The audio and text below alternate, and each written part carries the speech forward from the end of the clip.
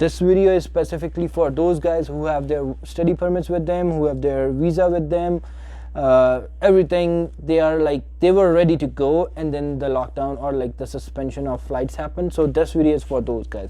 Hello guys, I hope you guys are doing very well. I know a lot of you guys been messaging me, commenting on my previous video that make a video for international students. Again, making this video specifically in English just because there's a lot of people who don't understand Punjabi and they are requesting a video on international students. If there is any Punjabi person who wants the video to be in Punjabi, I will send you direct voice notes. That's what I've been doing on Instagram and other platforms.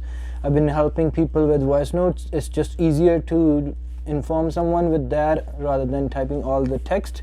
All the information I'm giving out to you is directly coming from canada.ca or travel.gc.ca. So everything is online. I'm just making it read out to you basically. That's what it is, right? And my experience with the guys who were students traveling with me. I know on 17th May there were 33 students who got stuck. They were able to make it by 19.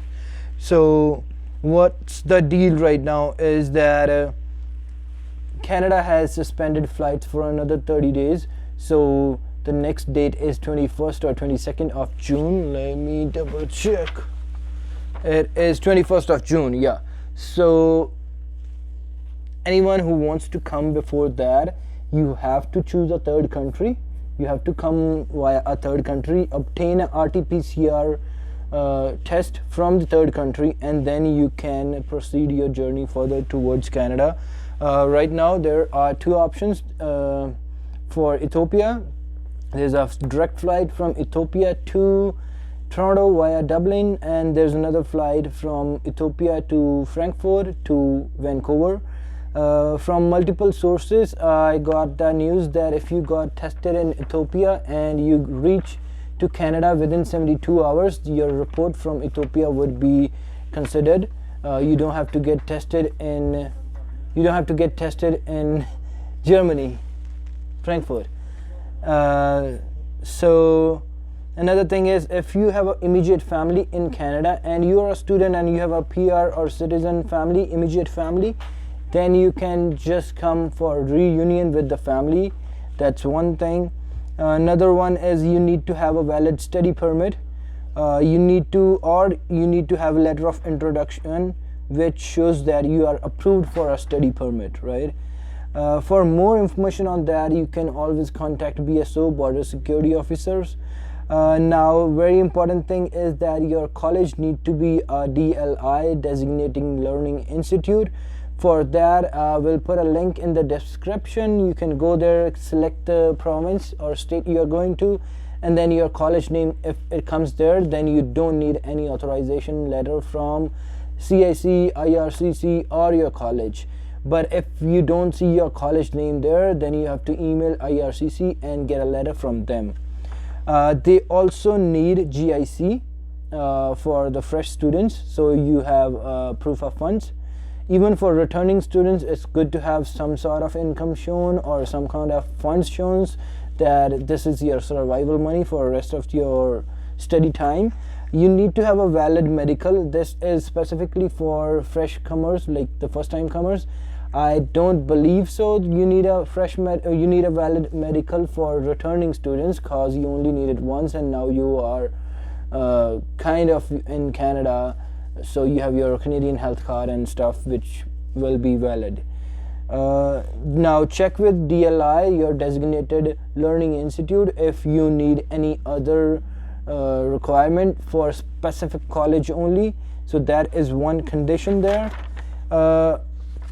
Other than that, make sure you go on that DLI website and get your DLI number. So that will be a specific number for your specific school.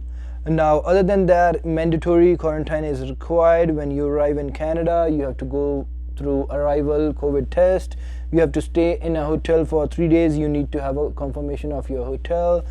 Also, you need to download ArriveCan, all that stuff, just regular stuff I have shared in the previous video. Expenses I have shared in the previous videos, so you can get there. I don't want to make this video very long and keep it to the point. Studying in Quebec, that might have some different rules, but other than Quebec, anywhere else it should be fine. Let me see what else is in there. Valid study permit or letter of introduction that shows that you have been approved for a study permit. DLI, so get a screenshot for that, or like actual proper paper that this is your DLI number. Or you need a written authorization from IRCC to travel to Canada. This does not apply for Indian students. If someone will be driving, this does not apply. And then obviously you have to follow the flying to Canada checklist, which is mandatory for all, doesn't matter what's your status.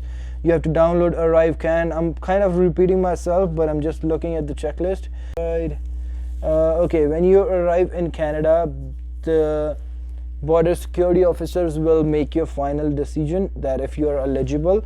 Now what they are considering is that your reason for traveling to Canada is reasonable.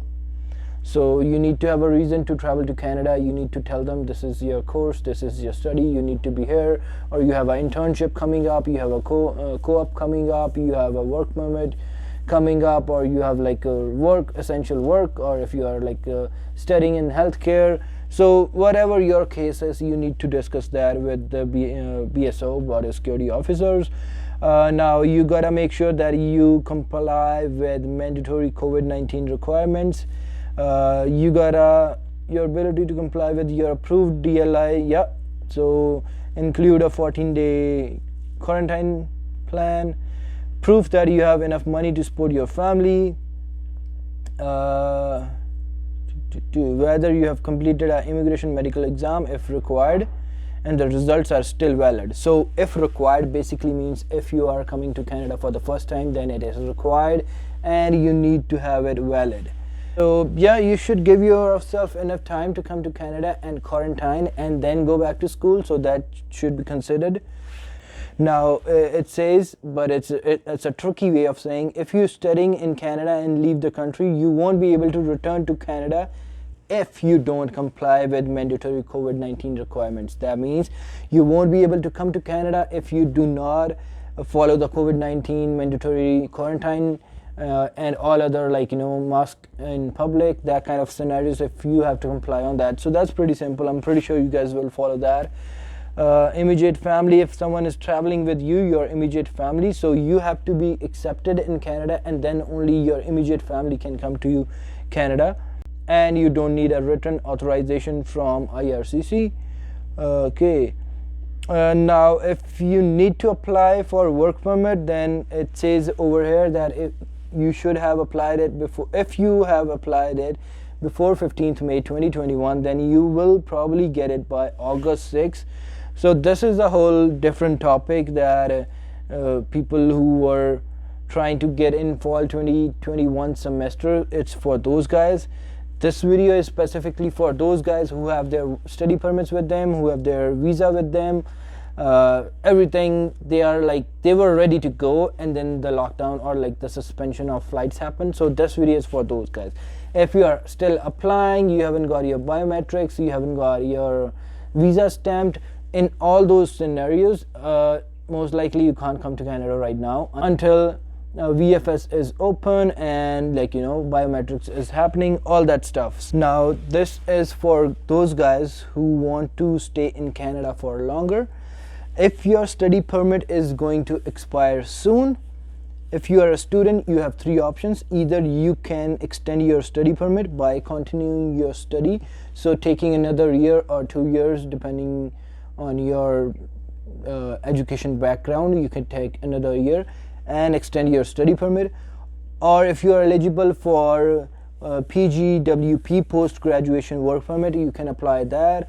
Or you can change your status to visitor if you're not studying or applying for PGW. Now obviously if you apply for a visitor, you won't be able to come to Canada until the things get back to normal, because they are not allowing visitors who don't have a specific purpose to come to Canada. Only visitors who are allowed to come to Canada are visitors of immediate family. If you have extended family, then you need to get approval from the IRCC, then only you can come. And I know it is hard time. It's very tough to extend your work permit. It's very tough to extend your study permit or even apply for a post-graduation work permit.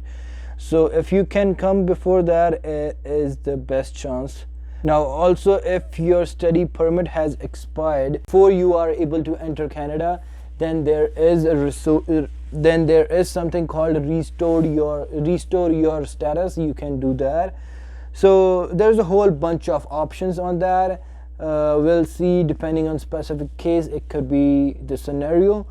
But for right now, international students, regardless if they are returning or fresh, they can come to Canada via a third country as long as they have all the documents. So I'll sum up my video with this, and if you guys have any more questions, either direct message me on Instagram or comment below, and I will try to get back to you ASAP. Thank you so much, guys. You guys have a wonderful day and stay safe.